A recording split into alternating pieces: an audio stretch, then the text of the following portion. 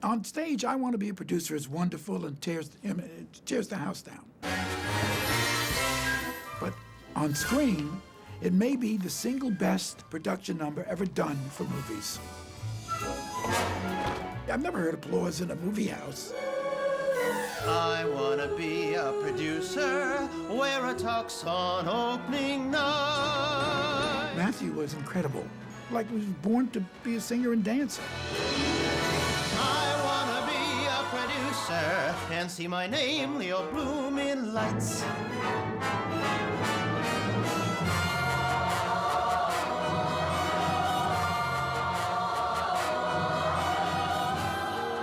I spend my life accounting with figures and such. To what is my life amounting? It figures not much. Today, we are about 8 weeks from starting to shoot the number I Want to Be a Producer. I want to be a producer and say you. Not you. I'm in a rehearsal studio, and I'm starting to work out the new choreography and also the camera shots. Yeah, cut. That's good. Okay. 5, 6, 7, 8. My first AD, Sam Hoffman, has a little video camera that we are using to shoot the rehearsal. Then what happens behind? We will edit it onto Sam's computer and end up with a moving storyboard. This storyboard helps all the creatives to further develop their designs and also helps to prepare lighting department and my cinematographer, Chuck Minsky. I'm using my associate Warren Carlisle plus 6 dancers to create a production number with Matthew Broderick and 20 girls in pearls. Right now, we're actually trying out some camera shots to see what we're going to do on the big day when we have the real sets and the real costumes. And we're working out the music, working out the arrangement. Because now the arrangement's quite different from the Broadway show because we have these big, beautiful sets.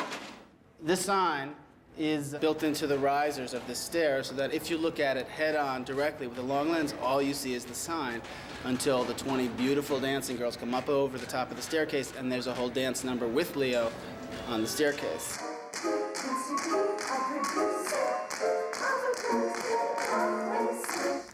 This is the origami set. And what I was describing earlier is that out comes Leo and the 6 girls, and then the set grows, and then it grows, and then it grows, and then it grows. So there's a whole sequence where Leo goes into his fantasy about being a producer. 5, 6. And I came up with a way to portray that, both cinematically and also stylistically, the way those fantasy sets would look, which is a complete departure from the Broadway version. And she choreographed new numbers for these sets, and that part was pretty exciting. Ladies, thank you for a great day. It looks fantastic. You know, we're going to try to find another day to just do brush-ups to make sure now that we know what the number is, we'll clean it up and make sure we have the arms in the right place. So the day of, I'm just worrying about how beautiful you look and where the camera is instead of worried about that your hand has to be here and your hand has to be there. Here we are in stage 2. Stage 2 is where we shoot Leo's Broadway fantasy. These are not sets that you often get to design in films, pure fantasy sets. And in fact, they are a lot like Broadway sets. The prop person from the producer's show today described them as Broadway sets on steroids. Come on, I'll show you. It's pretty good. Once you've flipped it and you're going this way, train yourself to flip. You don't get to build exteriors on the inside for movies that are not about things blowing up quite often. Definitely. Nice. Initially, Mel's instinct was, I just want to shoot the show. I want to shoot the Broadway show. I want people to have the experience that they have in the Broadway show. I want them to stand up and clap. In order to get that energy, in order to recreate that experience, we would actually have to do things very differently. Scenery for theater is almost poetic, and you fill in with your imagination what's not built, what's not there. You know, it's stylized inherently, which allows you, as a viewer, to make it big in your mind. I wanna be the greatest, grandest, and most fabulous producer in the world. So to get that same impact, we would have to increase the scope of the show. You a sense, the sets we have here for the producers are what I saw when I saw the play, but they are more literal, they are more realized. This picture right here was a photograph done by Walker Evans. It's a multiple exposure picture shot around Times Square. And this was the inspiration for me for the Marquee Heaven set. And hopefully our set will have some resemblance to what you see here. Singin' in the Rain is probably the movie that singularly is our biggest inspiration. Its tone, its view on reality, the way that it's shot head to toe, the sort of cameras generally in the fourth wall area, the level of its stylization and its reality, the fact that it's about singing and dancing. Yeah, this wide. It's always a little. Oh, getting through. It's a hard time with it. A lot of it is different from what was done on stage because I have the space and I have 4 walls. So I was able to develop the choreography and develop the scenes, and I've been able to expand that number for Matthew. You know what I mean? It keeps you light on your feet, as opposed to Yes. if I have all my weight on top of those flaps, like this, I'm dead in the water, actually. You know what I mean? So this is nice, strong, then I'm up on my feet.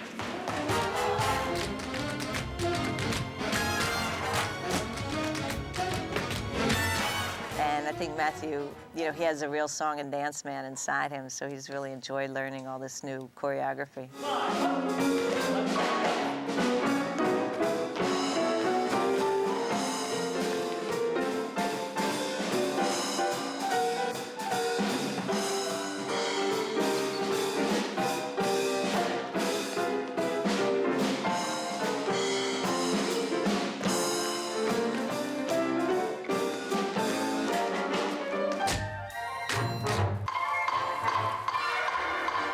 For me and for a lot of us who are film people, this movie has been really special because it's been a collaboration between the film world and the theater world in a unique way for us. And if you look at the design, yes, see, she's up.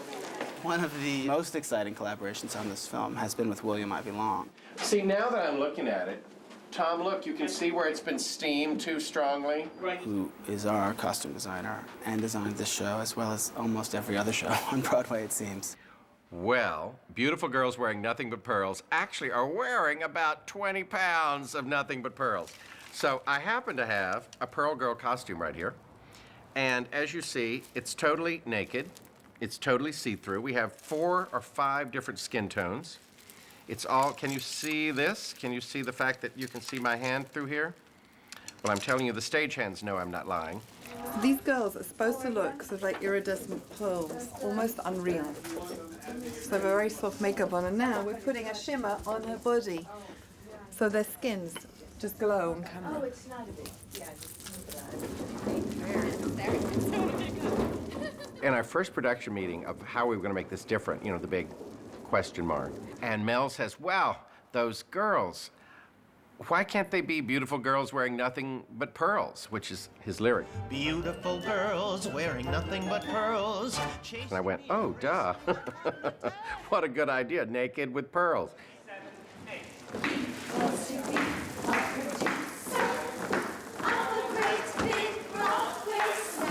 I made a leotard, a nude leotard for each lady, and then I drew sort of a pearl corset on them, like where the stays would be, should these ladies need stays and they don't need stays. And then we sort of drew the whole shape of a corset on them and then sewed it and developed it in pearls. And so whereas it looks like it's light as a feather, it's actually quite a lot of pearls. It's not mere pantyhose. This is a patented caress of the female leg. I first developed this years ago in my very first musical, the 1940s Radio Hour. But back then, we didn't have fusible rhinestones. It was in the dark ages. And then, Skip 2, Crazy for You. And I just wanted those legs to just shimmer and glimmer. And Swarovski had just developed how to get glue to stick to glass, and then you heat it up and you do this. I mean, now it's commonplace. It's on every T-shirt on every corner of every street in the world. But in 1990, this was new stuff. So We developed this, and I must say, this is my signature. On every leg in every one of my shows. There's a whole part of the number where they roll on their backs and kick their legs up and do this classical sort of June Taylor meets Susan Stroman meets Busby Berkeley. And I thought, gosh, that's going to be about 6 hours of those girls rolling back and forth on their backs. And since I love each and every one of them more than I love myself, I said, we've got to make these things comfortable. So they're actually white grapes that we've painted with fingernail polish to make them look like opalescent pearls. And they squeeze. Shimmering cheekbones. We have this wonderful headdress, which is actually, if you look at it as a whole concept, it is a pearl. A lady's head as a pearl. Have an earpiece. Well, if I were on the road with you girls, I mean, you know, you get the secret call. What are you wearing? But you don't really What are you need dressed it. in? Where you where are you? Well, the process varies in length of time depending on how the girls look when they come in the morning.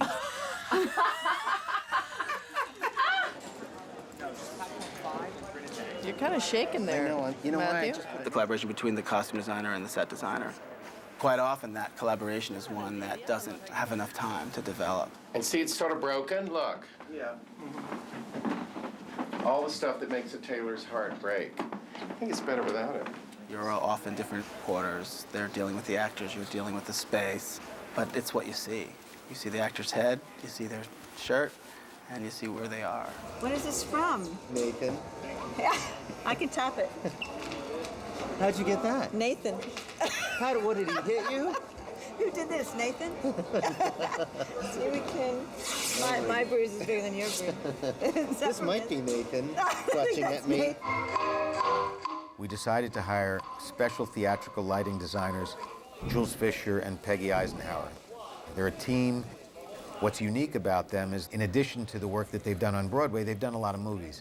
The dynamic range of light in the theater for the human eye is much greater than the film can capture. So in many ways, we compress the range of light so that the film doesn't get over or underexposed. Their world is very different than the movie lighting that is normally done on films. I mean, they do focused lighting and all kinds of special lighting effects. It's all programmed lighting. Peggy will be on the board and she will be making changes. It's a kind of a virtuoso piano player. So it's a big number, and I hope that I can keep up with all these beautiful dames.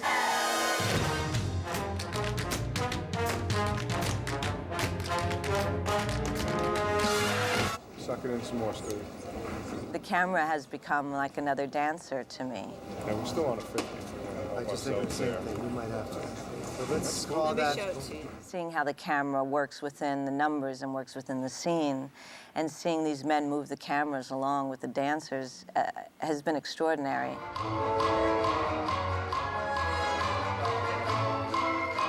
The techno crane is an amazing instrument. The other day I saw one of the crew members pass the crane up into the space as if he was passing a dancer up into the air. That was good. That was good. Get in there, ladies. Tight. To be a choreographer is to be a cinematic visionary. Shut your eyes and you can see it all playing in front of you. Maybe on film. I think no, if it's worth like that. The last beat of the number is a pencil snapping and realizing that this is a doodle that we've recreated in Leo's ledger at his accounting office, and that this has all perhaps been in his mind.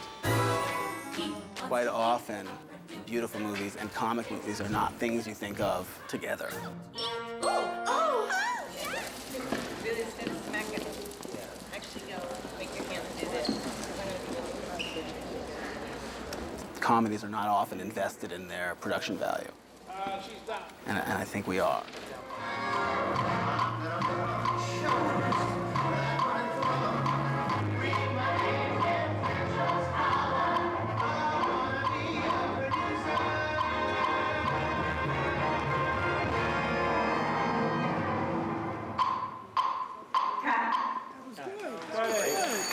storytelling is most important, but when you can also sing your emotions, it's very heightened. So all of these characters get to sing about their wants and needs. She can tell her stories through movement, and that these stories can be so funny and so beautiful at the same time. Also, Mel and Stro are always looking for the humor, and humor has rules, which I didn't know that. I didn't know there were humor rules, that jokes have to read from left to right, that things are funny when they happen in threes. It's all entrances and exits and a lot of door slamming. And I haven't yet been able to get a door to open the right way the first try. I've switched every door in every set at least 4 times. In fact, Stro said, "I'm in heaven. What's heaven for you?" To me, heaven is a place where the doors are hinged on both sides. Pinch our cheeks till we cry out, eat, ooh, ooh. Nailed it. That was it. Yeah. Make sure that gate doesn't have a hair in it.